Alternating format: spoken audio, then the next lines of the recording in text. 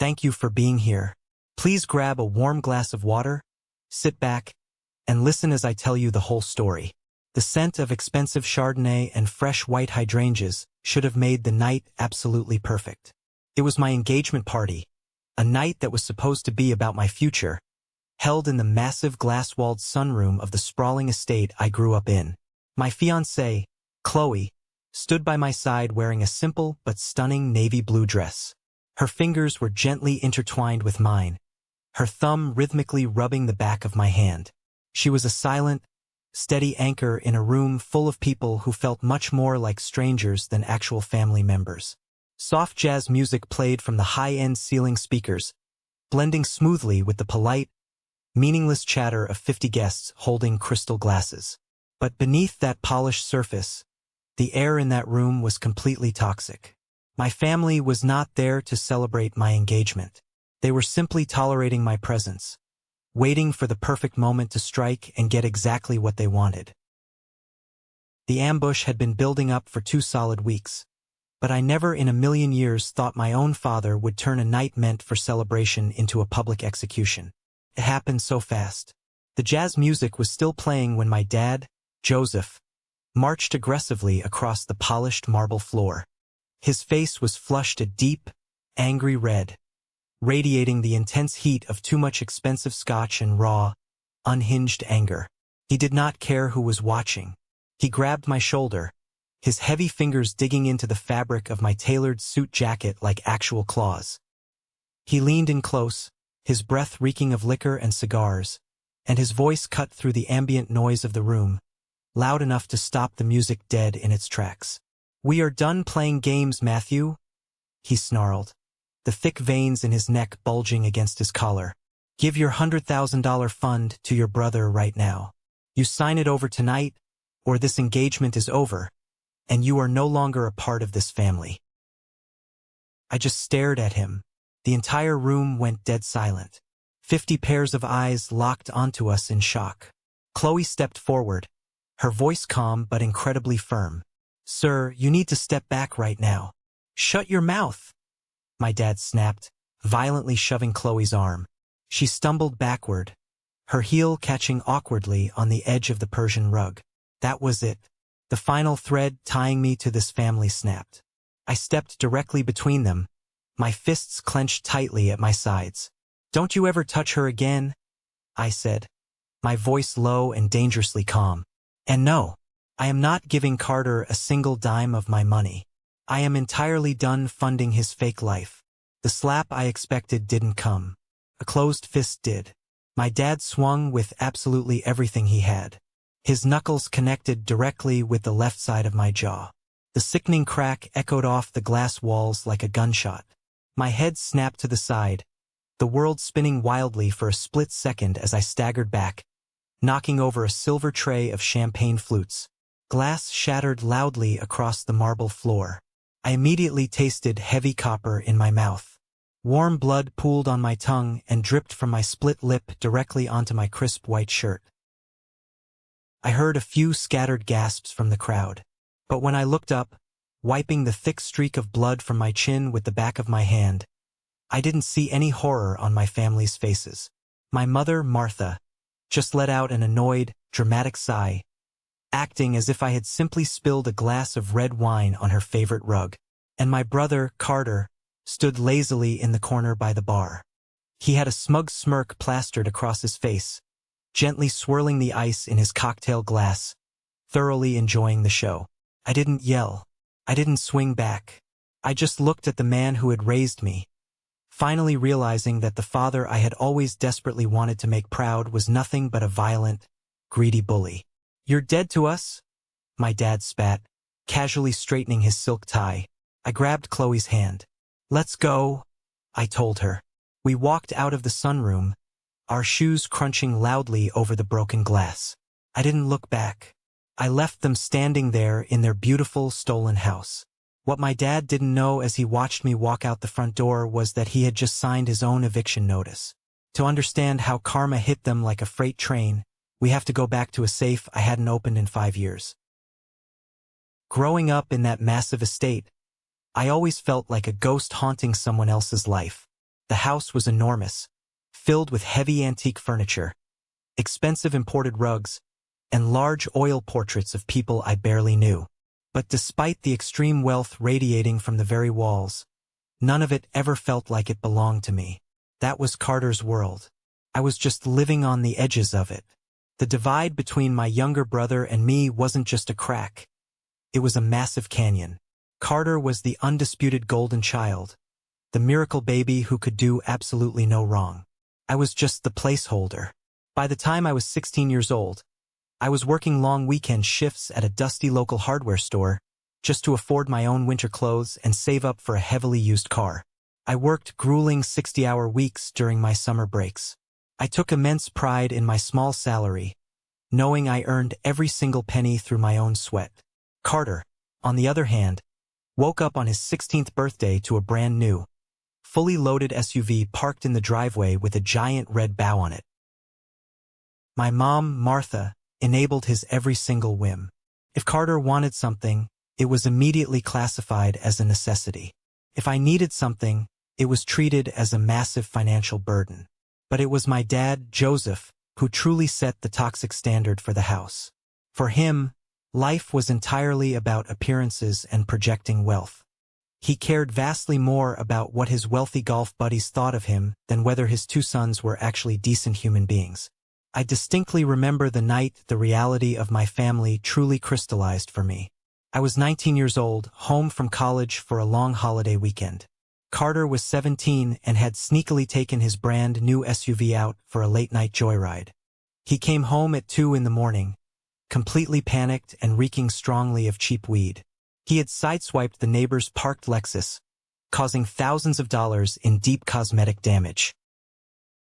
The very next morning, 2 police officers were standing at our heavy oak front door. I stood silently on the top of the grand staircase, watching my dad speak in hushed tones to the officers. When he finally closed the door, he didn't run upstairs to scream at Carter. He walked straight up the stairs, looked me dead in the eye and said, "You were driving last night, Matthew." His voice was entirely flat, leaving absolutely no room for argument or discussion. "What? No, I wasn't. I was asleep in my room," I replied, utterly confused by the accusation. My mom stepped up right beside him, her face completely stony. "Your brother is applying to several Ivy League schools next month. A police record for reckless driving will completely ruin his chances. You already go to a basic state school. A minor record won't matter for your future. Take the blame." They didn't ask me. They demanded it. They actually took the college fund that I had partially saved myself from working at the hardware store and used it to pay off the neighbor quietly so no formal criminal charges were pressed. All while making me take the fall and lie to the auto insurance company. My monthly premiums skyrocketed. Carter didn't even bother to say thank you. He just complained loudly for a week that he couldn't drive his car while it was sitting in the auto body shop. That was the exact day I learned my true value in that house. I was nothing more than the human shield they used to protect Carter from his own mistakes. The only person in that entire house who ever saw through the pathetic charade was my grandpa Samuel. He was the man who built the family wealth from the absolute ground up. He started with a single, small hardware store and ruthlessly turned it into a massive, highly profitable real estate portfolio. He was a tough, no-nonsense, callous man who valued hard work and integrity above all else. He lived quietly in the east wing of the massive estate, mostly keeping to his private study. Grandpa Samuel knew exactly who my dad was. He clearly saw the massive gambling debts my dad desperately tried to hide from the public eye. He saw the ridiculous, overpriced country club memberships and the completely empty vanity of his son. And he saw right through Carter's lazy, arrogant entitlement.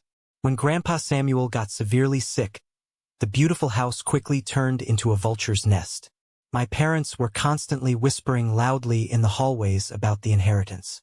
They were already aggressively planning expensive kitchen renovations and European vacations before the poor man had even passed away. They practically planned the catered menu for the funeral while he was still upstairs breathing through an oxygen tank. Exactly a week before he died, Grandpa Samuel called me alone into his study. The heavy room smelled richly of old paper, leather bindings, and his signature pipe tobacco. He looked incredibly frail sitting deep in his oversized leather armchair, but his eyes were still as sharp as shattered glass. "Matthew," he said, weakly gesturing for me to sit on the sofa opposite him. "This family is rapidly rotting from the inside out. Your father loves the shiny appearance of status far more than the blood running in his own veins. And your brother is nothing but a lazy parasite."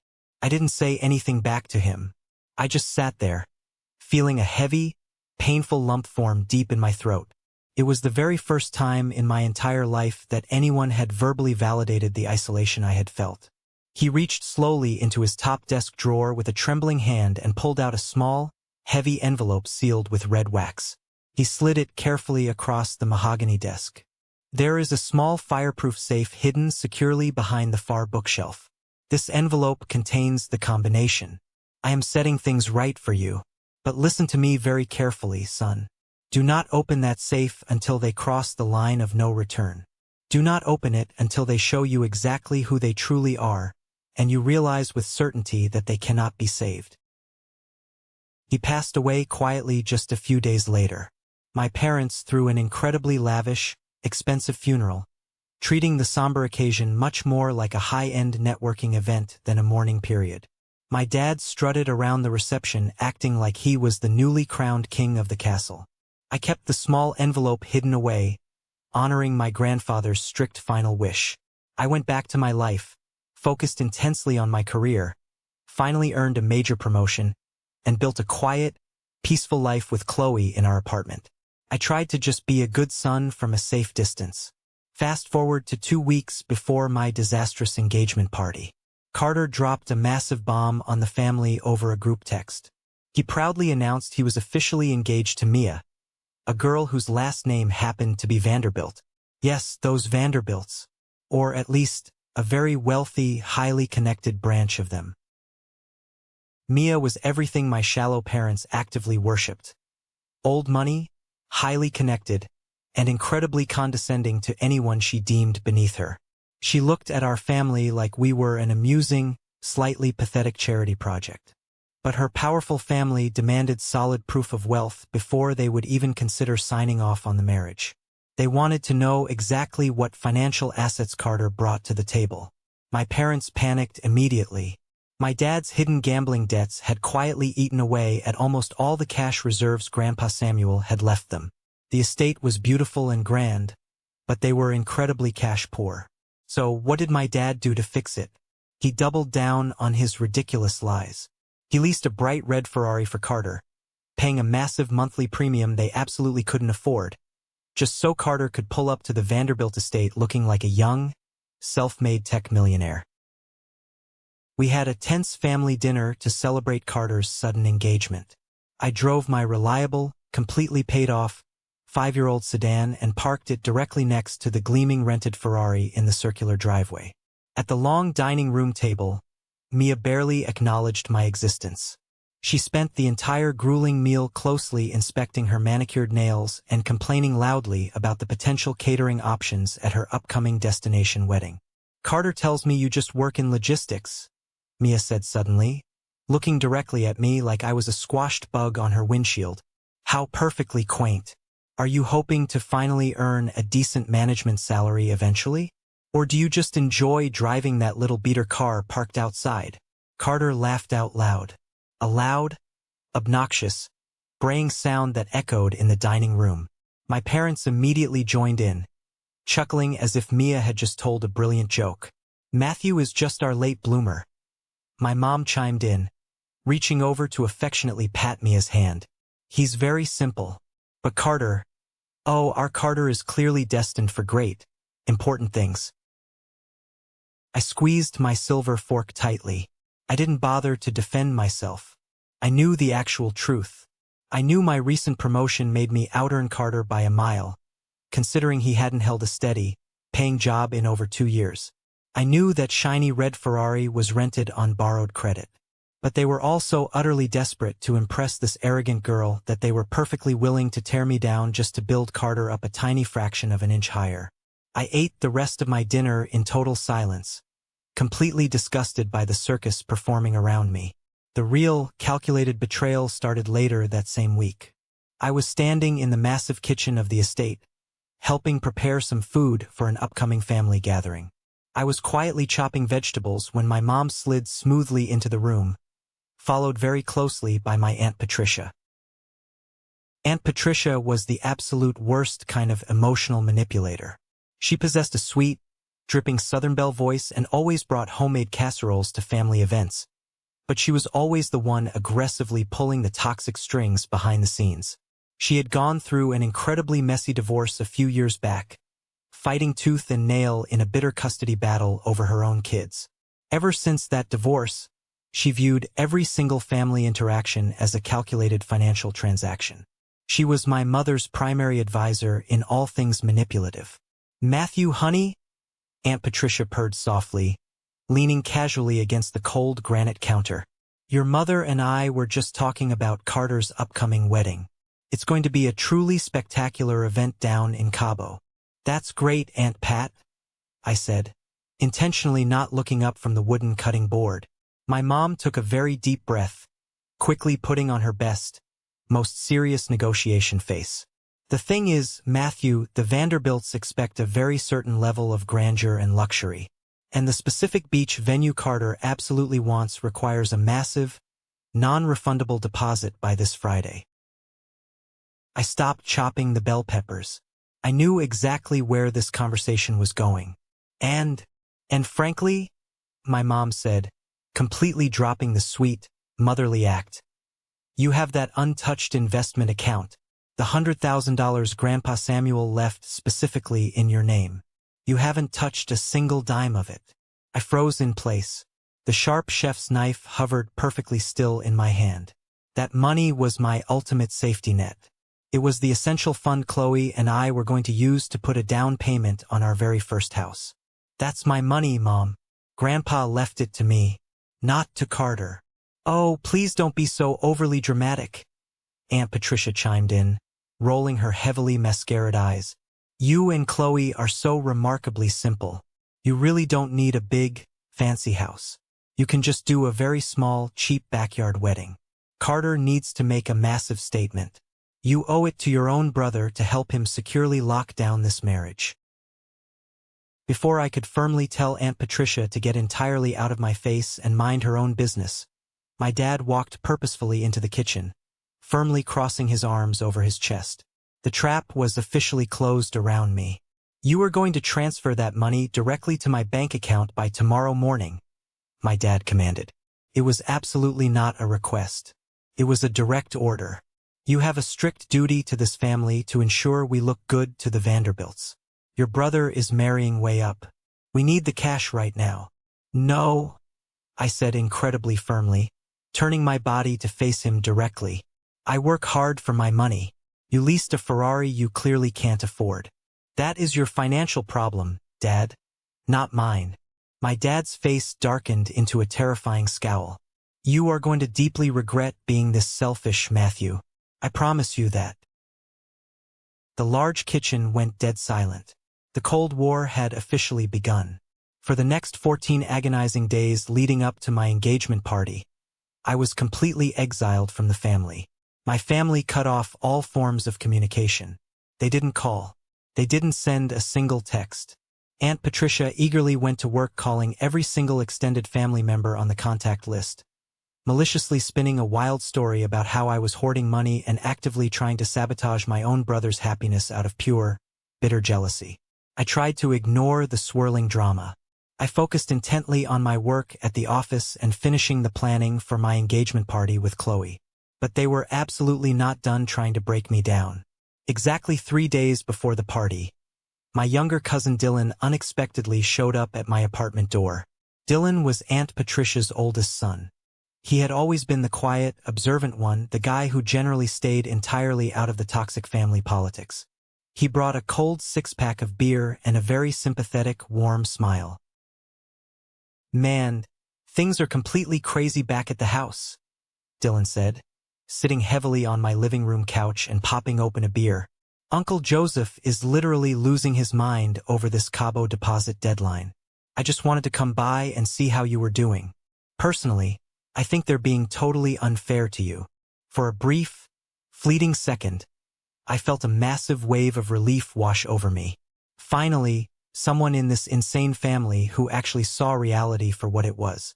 We talked casually for about an hour. I eventually went into the kitchen to grab us some leftover pizza from the fridge. When I walked quietly back into the living room, Dylan didn't hear me approach.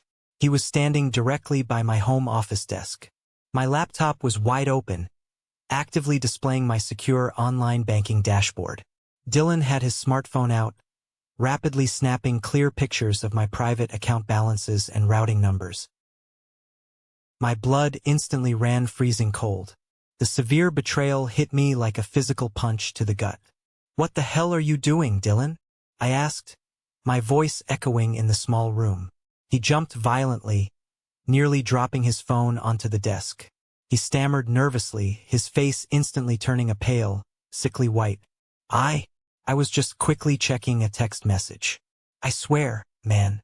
I walked over aggressively, snatched his phone from his shaking hand, and looked down at the bright screen. He was currently in an active group chat with my dad, my mom, and his mother, Aunt Patricia. The very last message sent from my dad read, "Get the exact account numbers. I'm having my lawyer draft a temporary freeze order. Will claim he stole the funds from the estate." I looked up at Dylan. I didn't even yell. I just felt utterly, profoundly disgusted. "Get out of my house right now." He scrambled frantically for the front door, not saying a single word in his defense. I slammed it and locked it securely behind him. They weren't just aggressively asking for the money anymore. They were actively plotting to steal it directly from me using fake legal threats. I slowly closed my laptop. The very last shred of hope I had for my family completely evaporated into thin air in that exact moment. Despite the extreme hostility, my parents insisted heavily on hosting my engagement party at the estate anyway. It was all about maintaining public appearances. If they suddenly canceled the large event, the nosy country club crowd would definitely ask uncomfortable questions. So, they decided to play the role of the happy, generous hosts, smiling widely for the hired cameras while keeping a sharp knife ready right behind their backs. When Chloe and I finally arrived that evening, the estate looked absolutely beautiful. The expensive catering was flawless, the lighting was perfect. But the energy in the air was completely suffocating. Extended family members who had heard all of Aunt Patricia's vicious lies gave me tight, incredibly fake smiles before immediately turning their backs to whisper to each other. I was standing alone near the outdoor patio when James, the estate's head butler who had loyally worked for Grandpa Samuel for over 30 years, quietly approached me from the shadows. James was a highly dignified, older man who usually stayed completely invisible during these events. Tonight, his wrinkled face looked deeply, genuinely concerned. He handed me a fresh drink and leaned in very close to my ear. "Matthew, you need to be incredibly careful tonight," he whispered urgently. "What is it, James?" I asked, keeping my voice low. "Your father has been locked in his office drinking neat scotch since noon today. He had a massive screaming match on the phone earlier with the luxury dealership about the Ferrari lease payment. He's incredibly desperate for cash. I overheard him telling your mother that he is going to physically force you to sign a transfer document tonight in front of everyone. He thinks if he creates a massive public scene, you'll cave immediately just to avoid the embarrassment." I nodded slowly, looking out at the large crowd of oblivious guests. "Thank you for telling me, James. I truly appreciate it. Your grandfather would be very, very proud of the strong man you've become," James added softly before slipping away silently back into the busy kitchen. Just then, the heavy front doors burst wide open. Carter had finally arrived. He walked in over an hour late, his silk tie completely undone, already loudly slurring his words to the valet. He had clearly been drinking heavily before he even got here. He stumbled aggressively past the elaborate dessert table, nearly knocking over our expensive, tiered engagement cake, laughing loudly and obnoxiously as Mia trailed a few steps behind him looking absolutely mortified. The dark storm was rapidly gathering. The air pressure in the room noticeably dropped. I looked over at Chloe, and she gave me a tight, incredibly reassuring squeeze of my hand. The explosive fuse was lit, and I knew for a fact my father was about to strike the match. It happened exactly as James warned it would, leading right up to that horrific moment in the sunroom. My dad didn't pull me aside privately to the study to have a quiet conversation. He waited maliciously until the room was completely full, until the music was playing softly in the background, and then he marched over to execute his desperate plan. When he aggressively shoved Chloe, the entire world seemed to slow down into frame-by-frame motion. The sight of her stumbling backward, her eyes wide with shock, completely erased any lingering hesitation or familial loyalty I had left. I stepped directly in front of her. I told him absolutely no. I told him I wouldn't fund Carter's pathetic, fake life for one more second. And then he actually swung. The brutal impact of his heavy fist against my jaw was incredibly jarring. The intense physical pain was sharp, a blinding flash of white light exploding right behind my eyes. But the emotional pain, that was entirely absent. As I stood there, tasting the warm, metallic tang of blood pooling in my mouth, I realized something incredibly profound. I didn't feel sad. I didn't feel broken or rejected. I looked over at my mother. Martha was casually brushing an imaginary piece of lint off her expensive designer dress, looking mildly annoyed that the confrontation was a bit too loud for her taste. I looked over at Carter. He was grinning widely, taking a slow sip of his amber drink, clearly enjoying the violent show. I looked at Aunt Patricia, who was already whispering furiously to another guest, actively spinning the narrative that I had somehow violently provoked him into hitting me. "You're dead to us?" My dad had spat, his chest heaving with exertion. Honestly, it was the most incredibly freeing sentence I had ever heard in my 29 years of life. The little, hopeful boy inside me who desperately wanted his dad to be a hero, who desperately wanted his mom to love him just as much as she loved his brother, that boy finally permanently died. In his place stood a grown man who finally realized he owed these toxic people absolutely nothing. The heavy silence in the room was absolutely deafening. Not a single person moved to help me. Not a single person checked to see if Chloe was okay. They all just watched in silence, fully complicit in the abuse, waiting eagerly to see if I would finally break down, cry, and hand over the money to buy back my father's highly conditional love. I reached up slowly, wiping the thick streak of blood from my chin. I looked my father dead in the eye. My jaw throbbed with a dull, heavy ache, but my voice was completely, terrifyingly steady. "You are an incredibly weak, pathetic man, Joseph," I said, projecting my voice loud enough for every single guest in the room to hear clearly. "You have absolutely nothing but a rented car and a massive mountain of hidden debt. And you will never, ever see a single dime from me." My dad let out a roar and lunged forward again, raising his fist for a second strike. But this time, two of his golf buddies rushed forward and grabbed his arms, holding him back forcefully to avoid the police being called to the estate. I simply turned my back on him. I wrapped my arm firmly and protectively around Chloe's waist and guided her carefully through the stunned crowd. The sea of well-dressed guests parted quickly for us, their eyes wide. We walked confidently out the heavy oak front doors and stepped out into the cool, crisp night air. I didn't even bother to grab my expensive coat from the coat check. I didn't look back at the sprawling, brightly lit estate.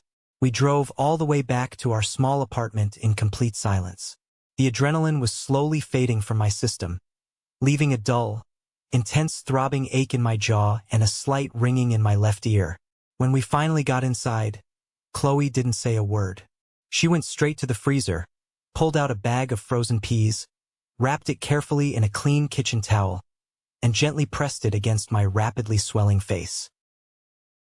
She looked deeply at me, her eyes completely filled with tears. Not tears for herself, but tears for me. "Matthew, I am so incredibly sorry. We really should call the police. What he did was straight-up assault." I sat heavily on the edge of our worn-out couch, staring blankly at the dark television screen. I thought seriously about calling the cops.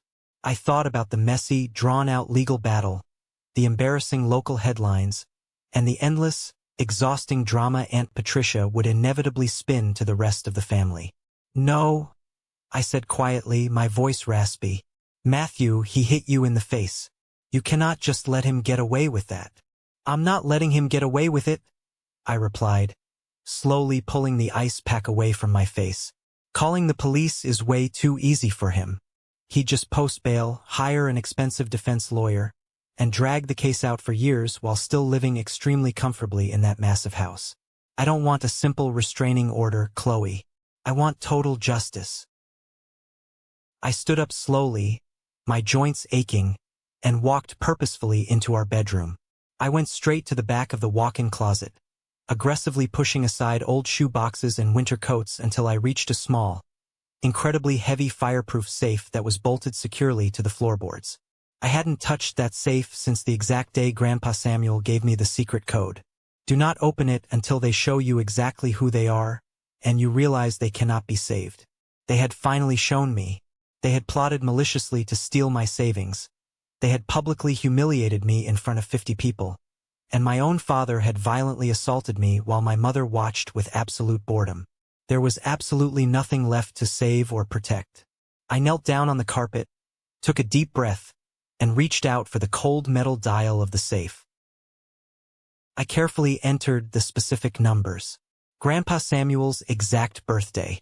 The heavy metal mechanism clicked loudly, and the thick door swung open smoothly.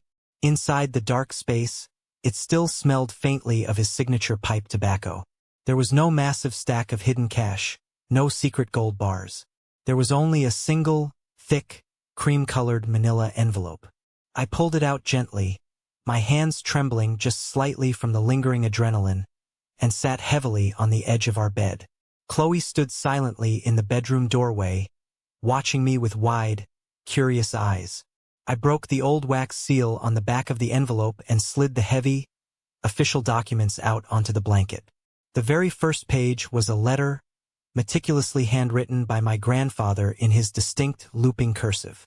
"Matthew, if you are reading this letter right now, it means Joseph has finally crossed the absolute line of no return." I sat back and watched him completely ruin his own life with his unchecked vanity and his massive gambling debts, and I watched Martha happily let him do it. I simply could not leave my life's legacy in their destructive hands. They love the fake appearance of wealth far more than they love you. I know exactly how they treat you behind closed doors. I see the honorable man you are becoming despite them. They truly think they own the estate. They absolutely do not. When I got sick, I quietly hired lawyers and established the Samuel Family Trust. I legally transferred the deed of the house, the surrounding land, and all the remaining liquid assets directly into this ironclad trust. Your parents are not the legal beneficiaries. You are. I made you the sole trustee and the absolute sole beneficiary. For the last 5 years, Joseph and Martha have just been guests living on your property. Remind them exactly who holds the keys. Make me proud. Grandpa Samuel.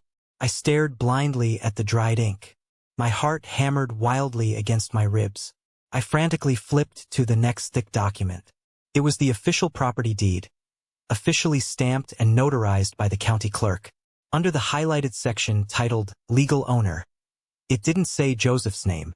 It clearly said the Samuel Family Trust, Matthew as sole trustee. I owned the entire estate, the massive house with the beautiful sunroom where my father had just punched me in the face, the long circular driveway where Carter proudly parked his rented Ferrari, the large granite kitchen where my mother had coldly plotted to steal my money. None of it belonged to them. They hadn't paid a single dime in property taxes because the trust paid it automatically from Grandpa's separate, hidden account. They had been living an absolute lie for 5 long years, completely and utterly clueless. I wasn't the pathetic outcast of the family anymore. I was their actual landlord. A slow, terrifyingly powerful sense of clarity washed completely over me. I looked up at Chloe, sliding the heavy deed across the bedspread toward her. She read it quickly, her eyes widening in absolute disbelief. She covered her mouth with both of her hands.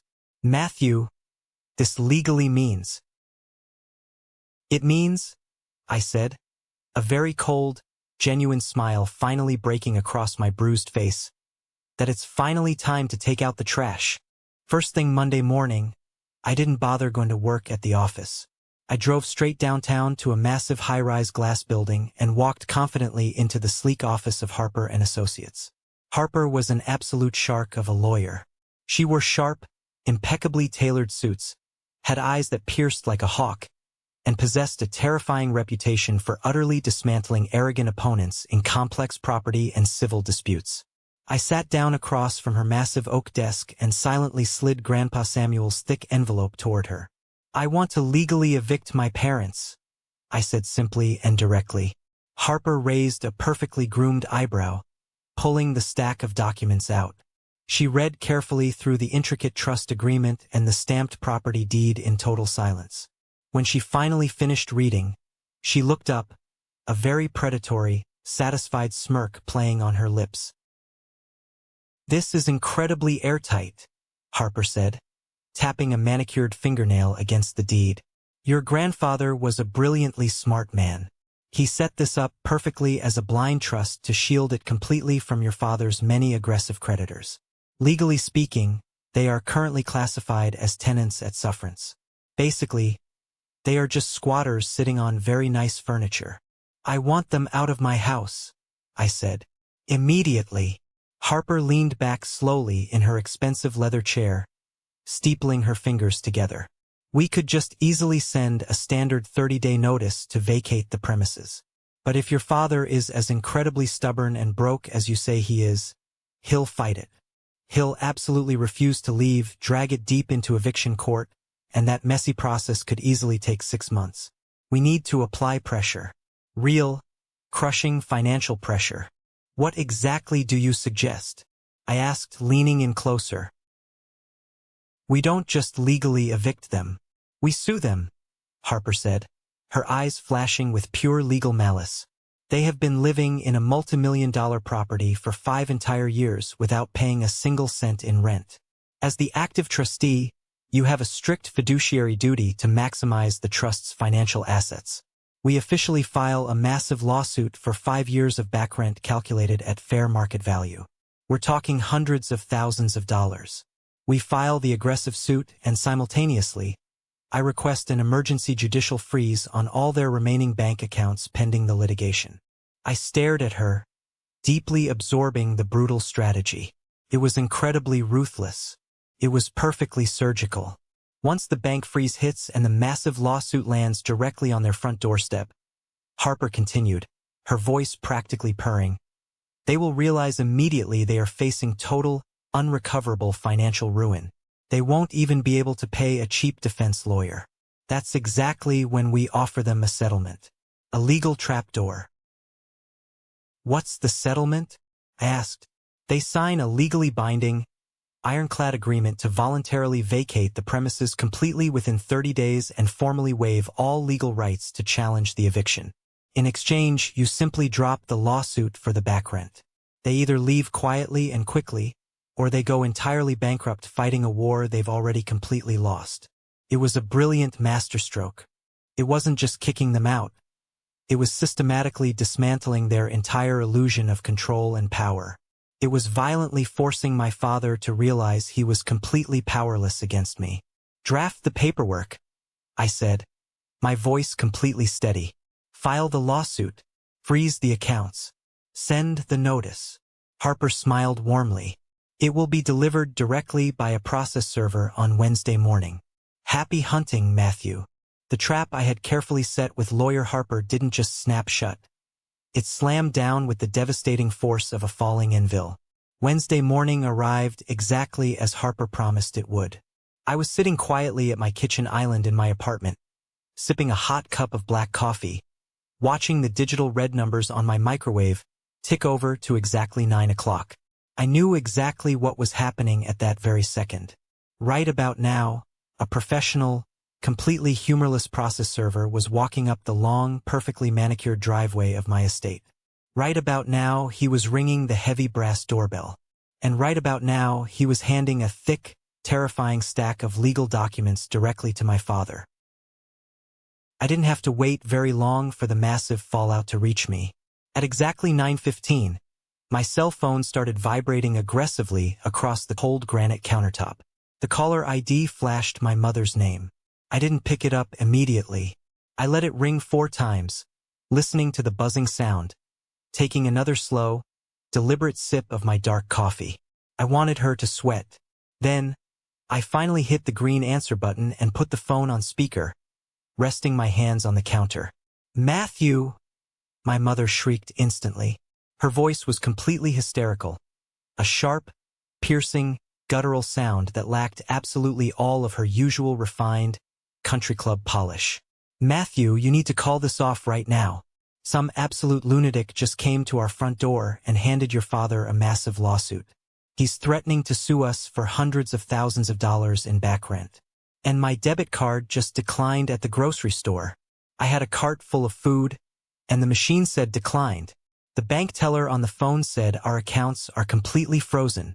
Tell this Harper woman there has been a massive, ridiculous mistake." I leaned forward, resting my elbows heavily on the counter. My voice was completely flat, utterly devoid of any sympathy or warmth. "There is absolutely no mistake, Mom. The bank accounts are frozen by a federal judge because you are being actively sued for 5 entire years of unpaid rent.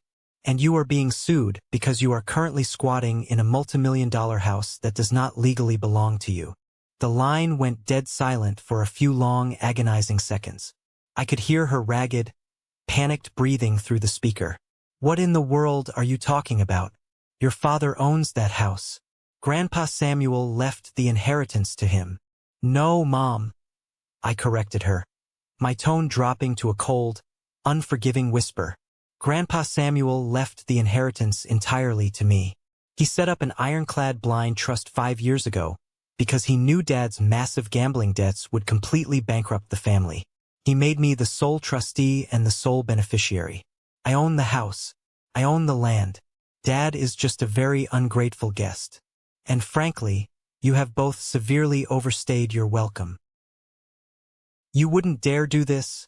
she gasped, her voice trembling with genuine, raw fear for the very first time in her pampered life. "You cannot do this to your own family.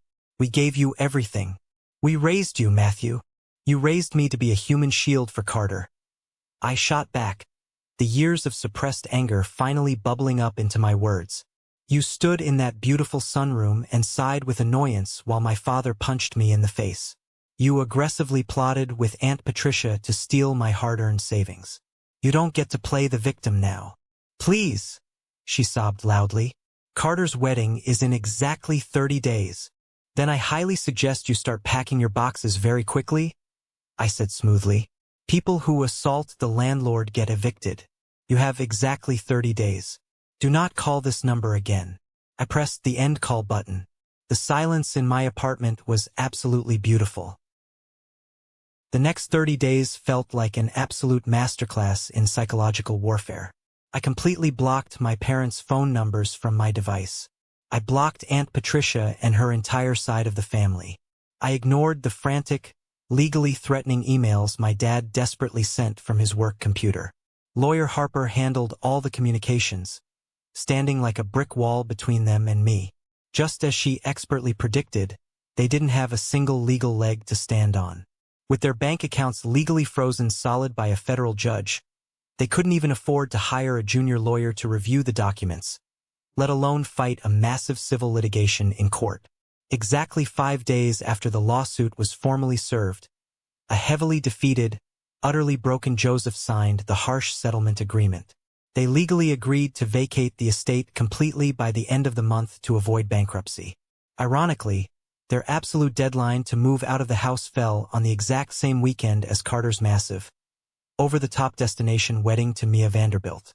They had kept the embarrassing eviction a total, closely guarded secret from Mia's wealthy family, desperately trying to keep up the fake illusion of extreme wealth just long enough to get the official marriage certificate signed and filed.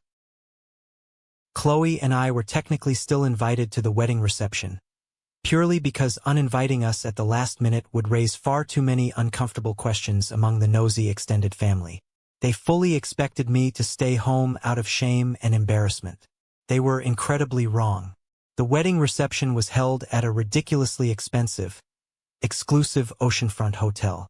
It looked exactly like a royal coronation. There were massive, towering ice sculptures, tens of thousands of imported white roses, and an open bar serving top-shelf liquor to hundreds of wealthy guests. When Chloe and I arrived, we looked absolutely flawless. I wore a sharp, custom-tailored charcoal suit, and Chloe wore a stunning, elegant emerald green gown. We didn't walk in with our heads down. We walked in like we owned the entire building. We deliberately did not sit at the reserved family tables near the front of the ballroom. We stood near the back, leaning casually against a high-top table, quietly observing the circus around us. I spotted my parents immediately. My dad looked absolutely terrible. His expensive rented tuxedo hung loosely on his frame.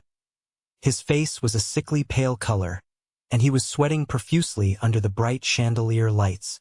He was constantly checking his gold watch, knowing for a fact that a cheap moving crew was actively emptying their remaining belongings into a storage unit back at the estate. My mom looked like she was heavily medicated, forcing a stiff, shiny plastic smile for the roaming photographers. Then I finally saw Carter.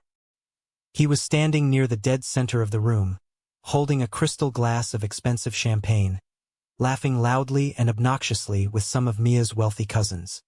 He looked completely oblivious to the fact that his entire financial world was currently burning to the ground behind his back. He spotted me from across the crowded room. His arrogant, familiar smirk widened. He whispered something into the ear of his new bride, Mia, and then confidently strutted across the polished ballroom floor directly toward me, completely ready to gloat. Mia trailed slowly behind him, holding the train of her massive dress, looking incredibly annoyed that she had to interact with the poor side of the family on her special day. Well, Carter sneered loudly, stopping just a few feet from me. He took a slow, deliberate sip of his champagne. I honestly didn't think you would have the guts to show your face here tonight, Matthew, especially after you threw that massive temper tantrum at your own party.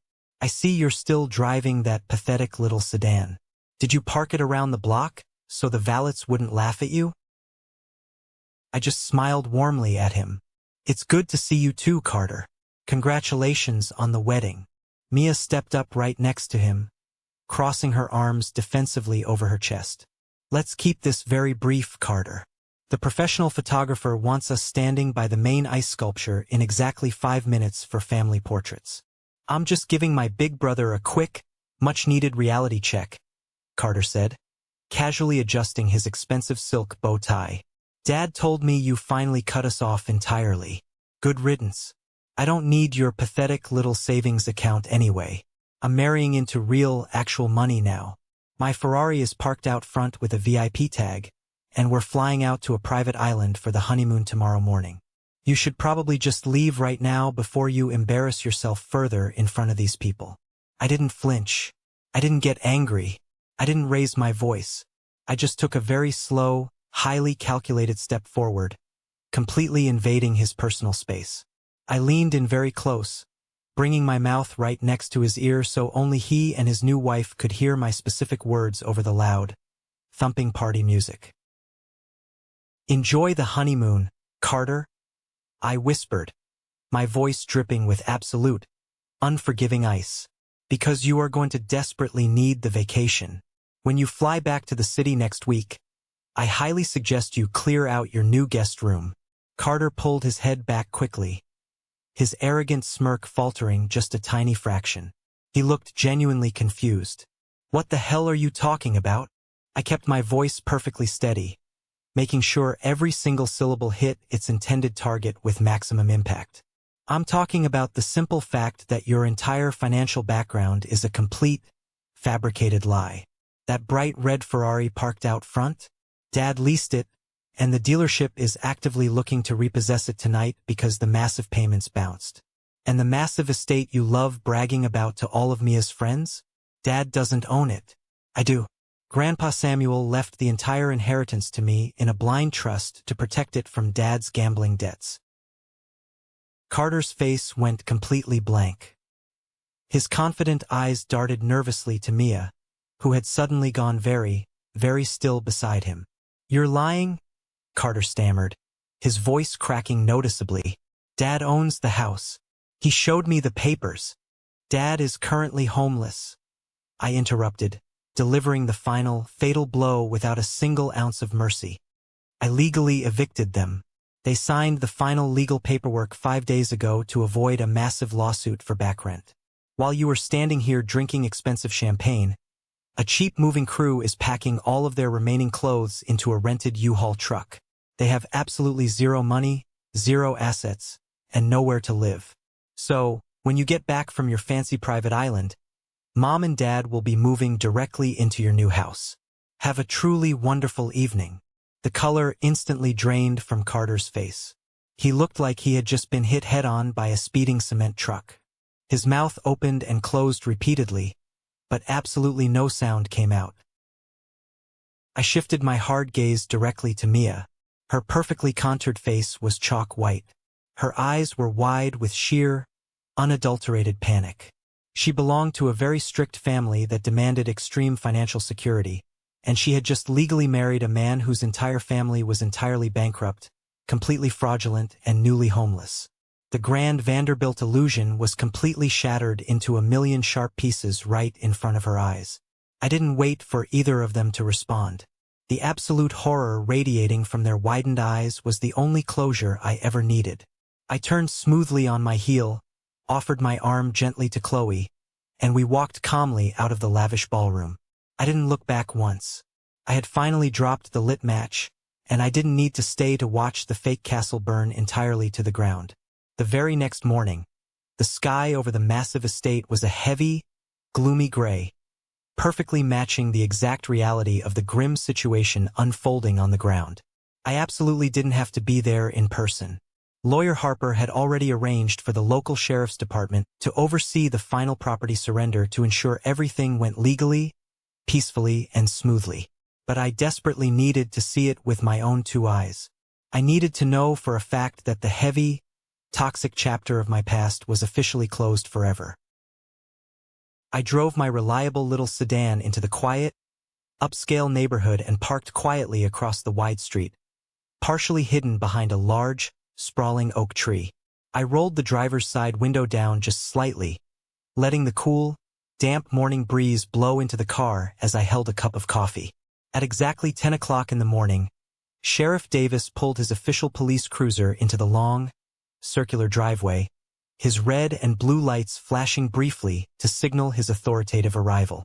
Right behind him was a rusted, beat-up, rented U-Haul truck. A few minutes later, the massive, heavy oak front doors of the estate finally swung open. Watching my parents physically walk out of that house for the very last time was a completely surreal, out-of-body experience. There was absolutely no dignity left in them. My mother, Martha, came out first. She was sobbing hysterically, her expensive mascara running down her pale cheeks in thick, dark black lines. She was desperately carrying 3 very expensive designer handbags clutched tightly to her chest, treating them as if holding on to them would somehow magically save her crumbling social status. She looked incredibly small, fragile, and entirely pathetic.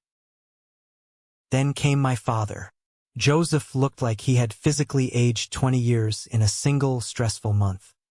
His broad shoulders were heavily slumped.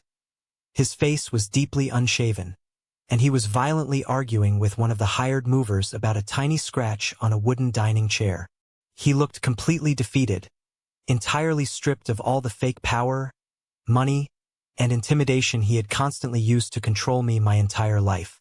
As my father angrily turned around to grab another cardboard box from the porch, his eyes scanned the quiet street.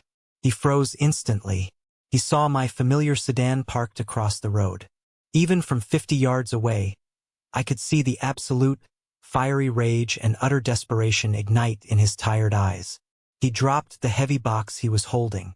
It hit the concrete driveway with a loud, echoing crash, spilling broken picture frames, loose papers, and old books onto the pavement. He started running aggressively toward the end of the driveway, his face turning a dangerous, unhealthy shade of purple. He completely ignored the sheriff loudly yelling for him to stay back on the property line. He crossed the quiet street in seconds and slammed his heavy, calloused hands violently against the metal hood of my car. "You ungrateful, malicious little brat!" My father screamed at the absolute top of his lungs, his voice hoarse, cracking, and filled with pure venom. "Look at exactly what you did. We have absolutely nothing left. We are living in a cheap, filthy motel tonight because of you. How could you possibly do this to your own flesh and blood? We gave you life." I sat completely calmly in the driver's seat. My heart wasn't racing. My hands weren't shaking on the steering wheel. I looked at this desperate man who had violently punched me in the face just a month prior, and I felt absolutely nothing but a cold, hard, unshakable indifference. I slowly pressed the automatic button, rolling the driver's side window down just a few more inches. The crisp, cool morning air rushed into the cabin, carrying the distinct scent of freshly cut grass and my father's bitter, overwhelming desperation. "You gave me life," I said, my voice incredibly calm, measured, and completely devoid of emotion, cutting sharply through his hysterical screaming. "And you actively tried to ruin that life at every single opportunity just to make yourselves look slightly better to your rich friends. You physically assaulted me. You aggressively tried to steal my future. So, let's just call this a perfectly even trade." He stared blindly at me, his mouth hanging wide open, completely at a loss for words. He fully expected me to argue back. He expected me to yell, to cry, or to show some sign of guilt. He didn't know how to mentally handle the terrifying, unshakable calmness of a man who no longer cared about his existence in the slightest. "We're completely done here, Joseph," I said softly, looking him dead in the eyes. "Do not ever try to contact me again." I hit the button, rolling the thick glass window back up, permanently sealing off his frantic screaming. I put the car in drive, slowly pulled away from the curb, and left him standing entirely alone in the middle of the street, helplessly watching the only real asset he ever had drive away. Driving back to my apartment that morning, I felt an overwhelming, profound sense of deep emotional cleansing. The heavy, suffocating weight I had carried on my shoulders for 29 years was simply magically gone. A few short weeks later, I received a thick, handwritten letter stuffed in my mailbox. The return address was a cheap, run-down apartment complex on the bad side of town. It was from Aunt Patricia, the exact same woman who had ruthlessly orchestrated the evil plan to steal my savings was now begging on her knees. The long letter was a pathetic, rambling mess, desperately asking for a massive family loan to help my parents secure a new apartment. She strongly hinted that if I just gave them a small, monthly salary from the trust, everyone could forgive, forget, and go back to being a happy family. I stood silently in my kitchen, reading her manipulative, toxic words. I didn't feel angry. I just felt completely exhausted by their endless, bottomless greed. I walked slowly over to my home office, fed the thick letter directly into the heavy-duty paper shredder, and watched her fake, hollow apologies turn into tiny, meaningless strips of paper. I never replied. The very next day, I drove back downtown to Harper's law office. I sat down at her large desk and confidently signed the final, binding legal authorizations regarding the property. I didn't want to live in the massive estate. The walls held far too many toxic memories, and the grand, empty hallways felt like a dark museum of fake love. But I absolutely wasn't going to let Grandpa Samuel's hard work and legacy go to waste. I formally instructed Harper to completely liquidate the physical house, tear it down, and repurpose the massive, valuable plot of land. I had a very specific, highly ambitious plan for the inheritance, and it was going to change absolutely everything. It is incredibly strange how quickly the universe drastically shifts its momentum once you finally gather the courage to cut the toxic anchors out of your life. The massive burst of raw confidence I gained from finally standing up to my abusive father bled directly into my professional career. I completely stopped holding back at work. I aggressively pitched a massive, highly complex logistical overhaul to the senior partners at my firm, utilizing the exact same sharp, uncompromising logic and strategy one had learned from dealing with lawyer Harper.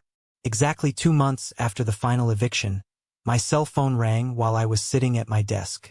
It wasn't my mother crying or Aunt Patricia begging for cash. It was a man named Mr. Sterling, the highly respected, incredibly successful CEO of a massive philanthropic logistics firm based out of Seattle. He had actually heard about my intense, ruthless legal battle through a mutual connection in the corporate law world. He was actively looking for a new director of West Coast operations, someone who didn't blink when the pressure was insanely high and the decisions were difficult. "I need a guy who knows exactly how to hold a hard line, Matthew," Mr. Sterling said over the phone, his voice booming with authority. "And from what I hear through the grapevine, you absolutely do not fold under pressure. The starting salary is double what you're making right now, plus full, comprehensive relocation benefits and a massive bonus structure. We want you in Seattle immediately." I didn't even have to think about it. I accepted the massive promotion on the spot. Chloe and I happily packed up our entire life into boxes and moved across the country to the beautiful Pacific Northwest. Leaving my toxic hometown felt like taking a massive, deep breath of crisp, fresh air after being held forcefully underwater for decades. 6 wonderful months after moving to Seattle, Chloe and I finally got married. We didn't have a massive, stressful, fake event with towering ice sculptures and hundreds of judgmental, whispering guests. We rented a beautiful, quiet, rustic cabin overlooking the breathtaking mountains. We invited only our closest, most genuine friends and colleagues. There was absolutely no one from my toxic blood family in attendance. No manipulative parents. No arrogant Carter. No scheming Aunt Patricia. But there was one very special, highly honored guest. I had quietly flown James, Grandpa Samuel's old, loyal butler, out to Seattle for the entire weekend, all expenses paid. He sat proudly in the very front row, wearing a sharp vintage suit, gently dabbing his eyes with a white handkerchief as Chloe and I exchanged our heartfelt vows. Having him there, witnessing my happiness, felt like Grandpa Samuel was actively watching over us from above, nodding in quiet, proud approval. It was the absolute happiest, most peaceful day of my entire life. I finally had a real, loving family. 2 full, incredibly peaceful years passed by. 2 years of absolute, golden silence from my old, toxic life. My new career in Seattle absolutely skyrocketed, and Chloe and I happily bought a beautiful, modern, spacious home in the quiet suburbs. It was completely funded by our own hard work and my new salary, leaving the massive trust account entirely untouched for its true, intended purpose. Eventually, my high-level job required me to fly back to my old hometown for a brief, highly important 2-day logistics conference. I hadn't planned on seeing anyone from my dark past. I just wanted to do my corporate presentations, grab some good food, and fly right back home to my wife. But karma has an incredibly wicked, undeniable sense of humor. On my very last morning in town, I walked casually into a small, generic, slightly run-down coffee shop near the convention center to grab a quick espresso before my flight. The little brass bell above the glass door chimed softly. I stepped up to the counter, looked up at the tired barista wearing a stained, dark green apron, and froze completely in my tracks. It was Carter. He looked absolutely terrible. The former golden child had seemingly aged a full decade in just 2 short years. He was alarmingly thin. His hair was messy and unstyled, and there were dark, heavy, exhausted bags under his eyes. He definitely wasn't wearing an expensive rented tuxedo, and there was absolutely no bright red Ferrari parked anywhere outside. He looked up slowly from the old cash register, his tired eyes locking directly onto mine. The remaining color completely drained from his pale face.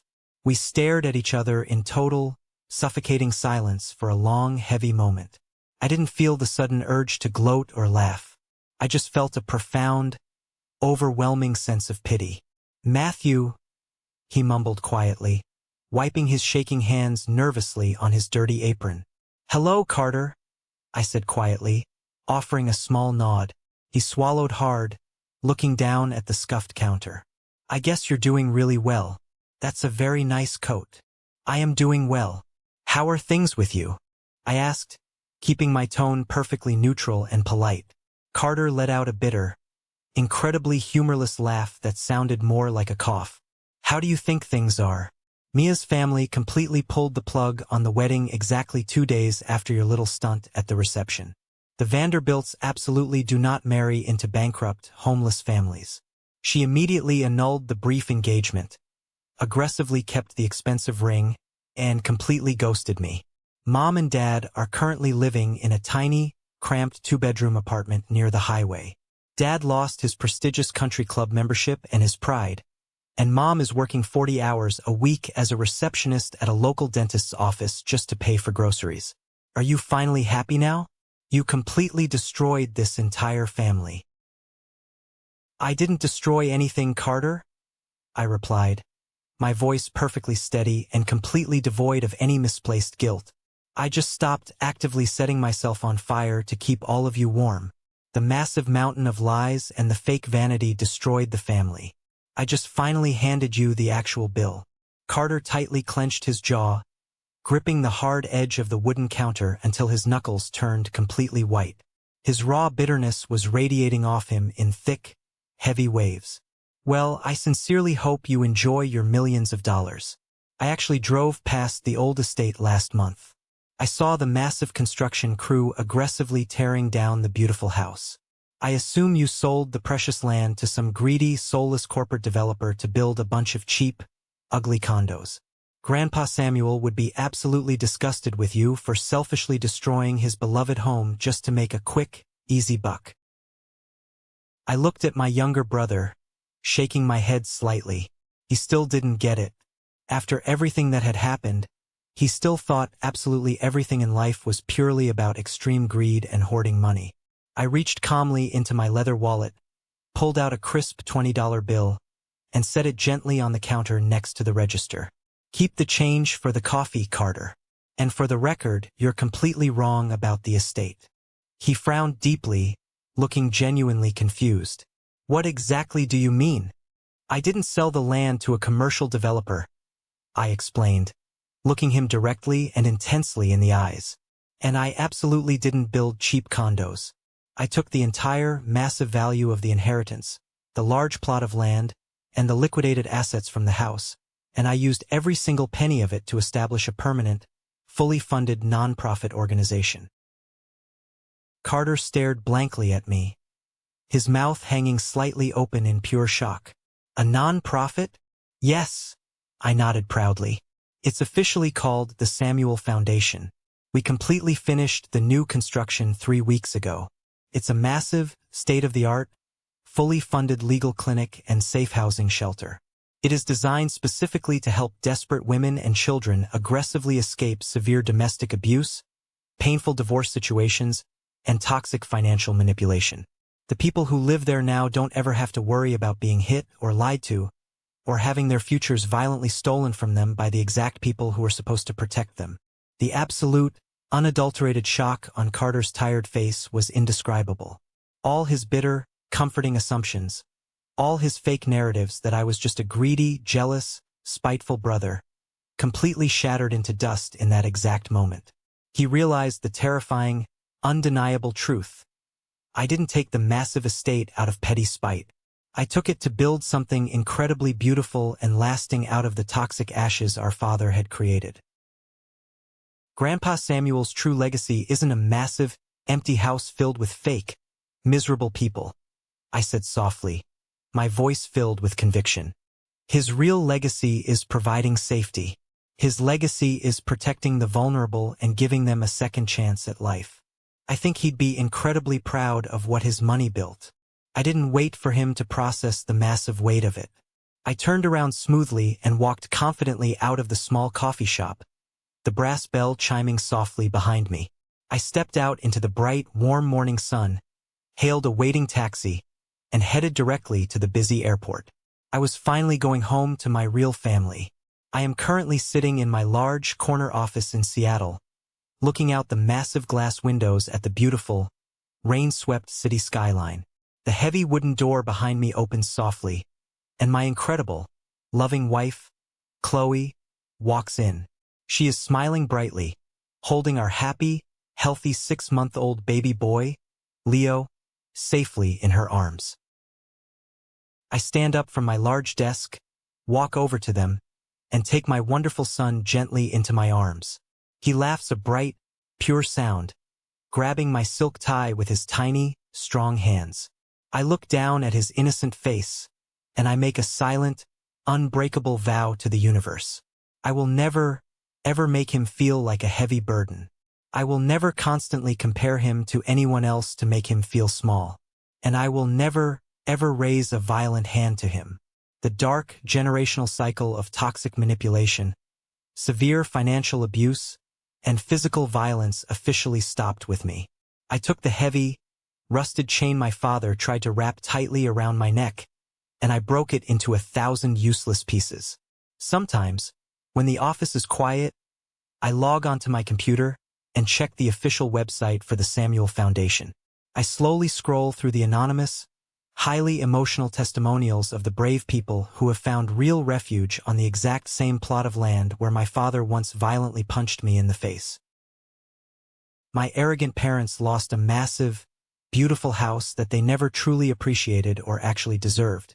But because of that necessary loss, hundreds of desperate, highly vulnerable people gained a permanent, safe home where they will never, ever be silenced, manipulated, or abused again. Karma is a very real, incredibly powerful force in this world. It rarely shows up exactly when you expect it to, but it never, ever misses its intended target. It doesn't always look like angry revenge. Sometimes the greatest, most powerful karma of all is simply a beautiful rebirth. Thank you for sticking around and listening to my story. I know it was a very long and intense journey, but I truly appreciate you being here with me until the very end. I hope this resonated with you in some way. Family dynamics can be incredibly complicated and painful, and sometimes the absolute hardest, most difficult choices we have to make are the exact ones that finally set us completely free. Have you ever found yourself in a similar, toxic situation? Have you ever had to walk away completely from toxic people in your life, even if they were close blood relatives, just to protect your own peace and your future? Let me know down in the comments. I read every single one of them. And finally, if you are still here, listening to my voice right now, you are officially part of the 1% Club. Please go down to the comments right now and type the letter W for winner. That is our secret code. It lets me know that you are one of the amazing, highly dedicated people who stayed with me to the very final second of the video. You guys are the absolute best. If you enjoyed this story, please hit that like button and follow the channel. It really helps the community grow, and I can't wait to share more real experiences with you. Stay strong, protect your peace, and I'll see you in the next one.